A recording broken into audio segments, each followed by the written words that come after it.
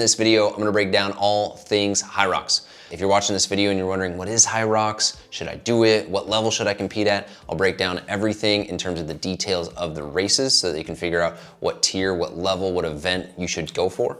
I'll talk about my experience flying across the country and going to New York and competing at the event there at the pro level. We'll talk about my time. We'll talk about the things that I did in training, what I did well, what I did not do well, what I'm gonna focus on moving forward with my training and hopefully competing in future events in this season. And by the end of it, you're gonna know a ton about Hyrox, you'll know a lot about how I train for it, and you're just gonna love this video because it's gonna be sick. So the first thing you should know about Hyrox is that it is a hybrid athlete event, and that it is not just running like a half marathon or marathon, and it is not just strength. It is something where you gotta be strong and you gotta have a good aerobic base in order to be able to do it. Now, they say everyone can do the race, and everyone definitely can. I saw people of all shapes and sizes competing in it, but your enjoyment of the race and your time is definitely gonna be predicated on your ability to do both of those things well. So if you know you're a solid runner, focus a little bit more on strength. If you know you're already really strong, maybe focus a little bit more on your aerobic capacity. And at that point, you'll run a race, you'll compete, you'll see where you're at, and you can go and see what to improve on. So first, let's dive into the event details. Every single race is laid out the exact same way. So you're gonna have 8,000-meter runs and 8 strength events. The order doesn't change, the weights will change. So I'm gonna list off the weights for the men's pro division. Just know that men's open is a little bit lighter, then from there, the women's pro division and the women's open division is a little bit lighter. There's also different events like doubles, go ruck, and you go to the website to check out those specifically. But I'll just go through what I ran through in the men's pro division. So you're gonna start off every single race at the 1,000-meter run. Then you're gonna go in SkiErg for 1,000 meters. Then you're gonna go and run. Then you're gonna go and do a sled push. I'm laughing because you just run a ton, you're always going. Sled push, 50 meters, 375 pounds. It's a beast, it's a behemoth. From there, you go run. You come back into the rock zone, I believe is what they call it. You do a sled pull, 50 meters, 275 pounds at the pro level. Then you go and run. Then you come back and you're gonna do 80 meters of burpee broad jumps. You go and run. You come back 1,000 meters of a row, a concept 2 rower. You go and run, then you go and grab some kettlebells. For the pro weight, it's 70 pounds. You do a 200-meter farmer's carry, then you go and run. You come back, you throw a sandbag on your shoulders, 65 pounds. You're gonna go and do 100 meters of that. Then you go and run, you come back and you finish with 100 wall balls. At the pro weight, it's 20 pounds. So this was my first Hyrox event, and my experience with it was that it was a ton of fun. I'm from Seattle and I flew over to New York. It's where my fiance and I got married. We took it as kind of an opportunity to go back to New York for the first time together, do a little bit of shopping. I mean, let's be honest, my lady was shopping. I was just walking around following her, telling her that it looked great holding bags. But then from there, we had the race on Saturday. So October 1st, we got there on a Wednesday, gave myself a little bit of time to sleep, take some naps, do a final couple days of training, and then we get there. We get to the event. It was 20 bucks, I believe, for my fiance and her mom to come and watch, which I thought was great, really low price. And I obviously had signed up, so I waltz on up. And as soon as I walk into the doors, I'm like, wow, here is just where all the studs are. Everyone in the New York area that is fit is here right now. At least that's what it seemed like. They had a bunch of clothes from Virus up on one side as you enter, and then everyone's walking around trying on clothes and, you know, shirtless, not shirtless, men, women, muscles everywhere. It was great. And I was like, oh man, like, do I belong here? And then I remembered, yeah, I do, which was nice because it was definitely something I could see being intimidating for someone who just has not worked out in a while. This is definitely like an event where even regardless of the shape of your body or your conditioning, you're gonna wanna go into it having done the work, because that's gonna ease a ton of anxiety you might have about whether or not you can do it.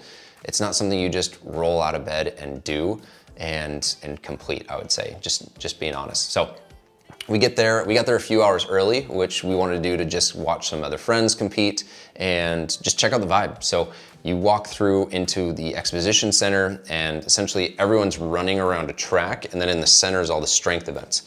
And in that center is also where the people are. There's a finish stage, there's a mic'd up guy, he's, you know, talking, pumping everyone up, and then they got a DJ. And that was one of the first things I noticed. The DJ was playing bangers, there's a ton of energy, Everyone was yelling, screaming. It was a really high energy environment and really fun environment. And even though my fiance and her mom were there for 4 hours, not doing anything, they loved it. They had so much fun the entire time. And I think that's what makes the event really unique, is it's really self-contained. It's not like a marathon where they're gonna see you for 10 seconds, maybe go and follow you along. Like, they're able to see everything I'm doing the whole time, which I thought was a really cool way for the event to be structured. So then on top of that, you have different people that are volunteering for the events. You had different booths where people are either selling things, or you had sponsors, so you could go grab like, a protein bar or some sort of sports energy drink. And then the volunteers are basically counting reps to make sure that you're doing the right amount of reps, the right form, keep you honest there. And then right by the start area was a big stretching area where you could go pop into this room, and they had all of the different weights. You could do practice sled push, you could bike, SkiErg, row, do everything that you need to do to get ready for the race. And now for the event specifically and how it went for me. I trained for 5 months prior to the race. The race date was 10/1. I would have started training, it would have been June, July, August, September. So yeah, it would have been early May is when I would have started, maybe even sooner, like April, May time is when I started training. I hired a coach and was like, let's get ready for this.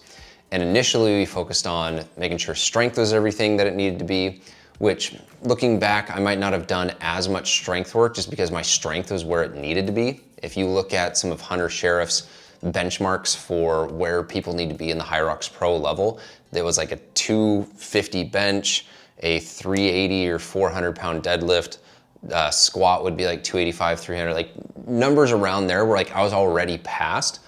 And so looking back now, I think I definitely would have been like, okay, cool, let's maintain that as opposed to focusing on building it a little bit and then going and really just focusing on a lot more running.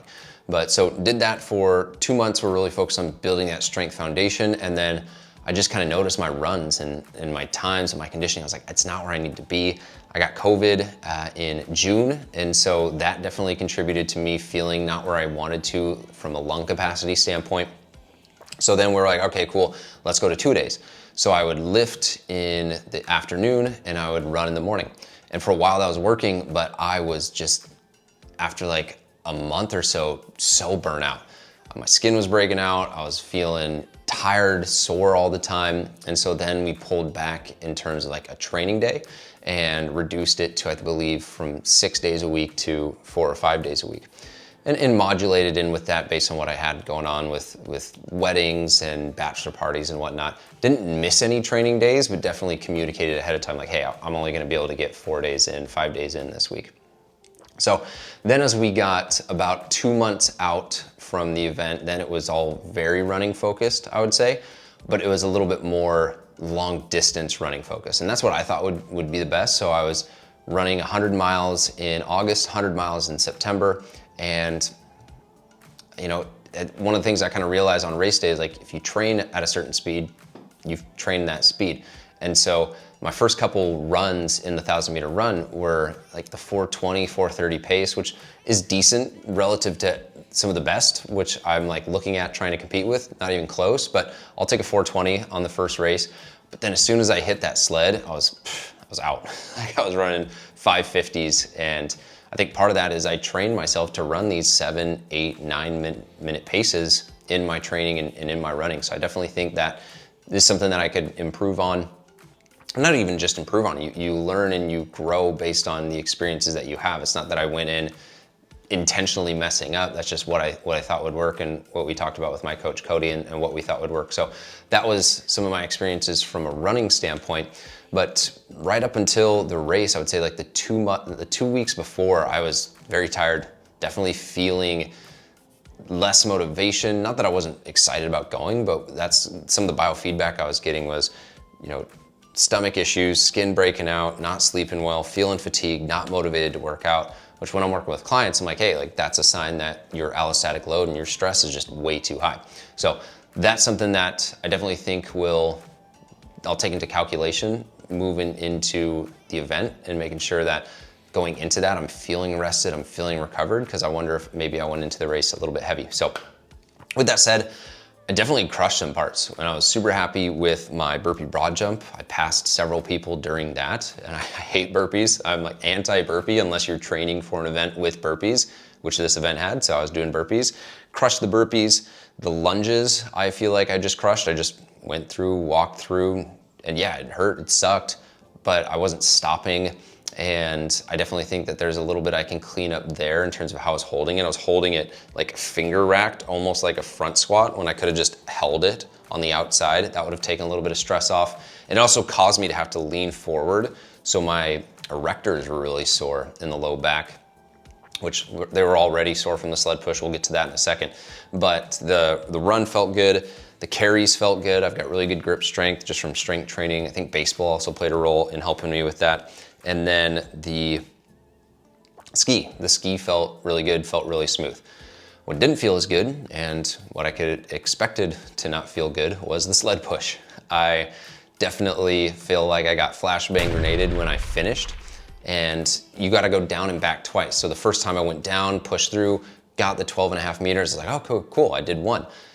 My recovery in between the last 3 attempts to go that 12.5 meters, I felt like the lactic acid was building up. I was just getting smoked. And when I came out of that sled push into the run, like I said, felt like I got flashbang, felt like I took 7 shots of tequila. I was running so slow that I would have been moving faster through space had I just been walking. But I was like, I gotta keep running, gotta keep running. I'm like going left to right, running into things. And that's definitely something that I'll continue to work on, improving just being able to recover in that short term out of the run. Then there was the sled pull. My technique was terrible. It was trash. I would just pull for 1, maybe 2 steps when I could have pulled for 2 whole yards. And so it was just essentially like what my arm and my back could do, which when I'm already tired was a terrible idea. I could have kept using my legs. That took 9 minutes, so that will definitely be something that I work on. I actually worked on that yesterday with a buddy. And so the sleds both were things that I will work on, continue to work on. I didn't have a ton of opportunity to work on those in training because my gym didn't have sleds, and when I would go and train those at my coach's gym, that's what we focused on, but that was also on concrete, so it wasn't as apples to apples. A couple other things that didn't go as well, wall balls, I think I was just tired, that didn't go as well. But then just course management. I spent an extra probably 1.5 minutes in the transition area. One time I ran in early because I thought I had done 4 laps. I'd only done 3. I realized that I'd made a mistake and had to run back out. I went and grabbed water. Not that it's bad to grab water, but I didn't need to. I was more just like, all right, I'm tired, give me some water. And that probably took a minute. And then I ran an extra lap on my 8th run because you have to count the runs, you have to count the laps. And so my just ability to focus was not there. Whether that's me messing up or just it being a crazy environment, I don't know, but we'll definitely work on cleaning that up. But overall the time was like 1:24.7, and I honestly think that I could get to 1:15 if I just cleaned up technique, focused on running for the next couple weeks, or next couple months rather, and then just didn't make dumb mistakes. So really excited to go back and run it. In terms of what I'll be focusing on from a performance standpoint is a lot of track workouts, a lot of 800s, 400s, 200s, repeats, really just practicing running fast because I've got a good base from a strength standpoint. I've got good strength endurance. My just running isn't there, and I just gotta practice on the sled. So all stuff that I'm super excited to dive into. I got some buddies that compete in it. I've got some people in Seattle that I can go practice with. And I think if you're wondering, should you do Hyrox? I would say yes. I think there's no better thing than to be a hybrid athlete in the sense that if you need to go and run a mile, you can run a mile. If you need to do pull-ups, you can pull up. If you need to go be strong somewhere, you can go be strong. If you need good mobility, good balance, you can do that. The ability to be thrown anything at you and athletically go and do it, I think is a really valuable skill. Obstacle course races could be a good example of that. It's not that it's bad to just focus specifically on hypertrophy or specifically on powerlifting or specifically on running, but I personally just enjoy being able to be this all-around athlete. And I think that's what Hyrox provides, and that's why I've already enjoyed it so much doing it. When I finished the race, I told my fiance Haley, I said, I will never do this again. I am so tired. I do not like redlining. Just as a training person, that's just not my style. I don't know if it's anyone's style, but I definitely don't like it. But after an enchilada, night's sleep, the next day I was like, wow, I cannot wait to go back and do that. I thought it was harder than a marathon. It was probably the hardest thing I've done from a training standpoint, but that's also where I feel like I got so much value out of it in the process of doing it because I was learning so much about myself and I was growing so much. And this will be another video that you can check out here in terms of my tips for performance anxiety, but that was something I struggled with in college. I quit college baseball because of performance anxiety. And I didn't have any of that. 2 seconds or 2 minutes right before the race, I didn't have any performance anxiety because I knew that I put in the work, and regardless of where the result was, I was fine with that happening because I knew that I had done what I needed to be prepared, and any anxiety I had was just excitement as opposed to, oh, I don't know if I could handle this, because I knew I could handle it. I ran 2 practice runs the months prior, so I had gone through probably once in May and once in August to do just a test run, and so like I knew what it felt like. I knew I wasn't missing days. I knew I cut out alcohol for 2 months before. I knew I had done everything there. And so in terms of feeling good from a mental standpoint, I felt great. Afterwards, I felt great, feel confident about it. And so to bring it back to the question, should you do Hyrox? I think if you're watching this video, you definitely have the curiosity. And at that point, you should definitely do it. If you are maybe not as fit as the people you're seeing perform or compete, you can look at a couple different options. You can do the open weights. You can do the doubles. Doubles is gonna be where you can go with a partner. You both have to do the runs, but then you can split up the strength events so you don't have to do all the lunges, you don't have to do all the sled push, so it's less taxing there. They do have a go ruck option, which was I think the first time they did that in New York. So you can basically put on a weighted vest. And at that point, I would say that's maybe something that is a little bit more challenging, but you know, you can do that also at maybe a slower pace because the expectation to be really fast is lower. I don't know. If you do want to go and absolutely crush it, you can do the pro event, but it's also going to crush you. So make sure that you've done the work, you've put in the work, you feel confident at those weight levels because they definitely feel heavier after having run 6K, 7K, whatever K you're into that race. I think the biggest thing is like do the work. Do not just show up thinking you're just gonna roll out of bed, train for a couple weeks and do this. You're going to be challenged and pushed in a way that I would say you haven't been challenged and pushed in any other event. This definitely pushes you. So make sure that you do the work. You'll feel great about yourself having done the work going into it. Then you can just let the results fall where they are. I saw people who are 300 pounds. I saw people who are some of the fittest people in the world. They all did it, so you can definitely do it. Just make sure that you do the work. Thanks for watching. If you enjoyed the video, be sure and subscribe, hit the like button and ding the bell for notifications. And if you wanna go and do Hyrox with a friend, maybe share this video with a friend so they can learn more about the event. If you wanna learn more about Return of the Athlete, I just finished creating the fitness playbook. It is a free course that comes with workouts, recipe books, and yoga recovery programs, and then every single training that I provide for myself and clients, really the entire game plan that you need to lose the weight, perform better, recover better, and ultimately unlock the athlete inside of you.